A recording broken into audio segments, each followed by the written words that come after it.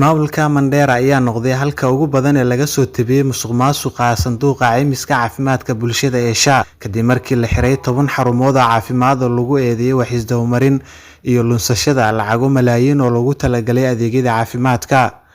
Warbixinada hordhac oo ka soo baxay wasaaradda caafimaadka ayaa muujinaya in Mandera dalka ay ku hogaamisay fadeexadda lacagaha la dhacay iyadoo uu ku xigay ismaamulka Nairobi.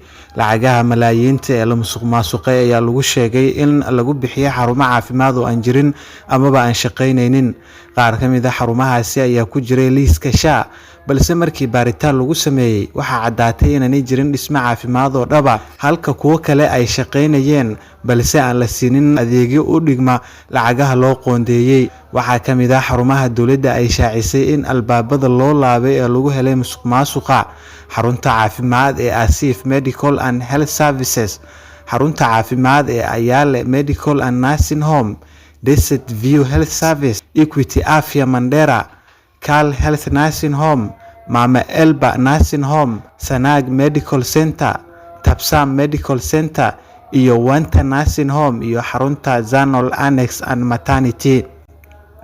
Fadeexadan ayaa dhalisay cambaareyn xooggan oo ka timid bulshada iyo siyaasiyiin kale, kuwaas oo ku baaqay in la qaado tallaabo sharci waafaqsan si lagula xisaabtamo dadkii ku lug lahaa musuqmaasuqaasi isla markaana la soo celiyo hantida la dhacay.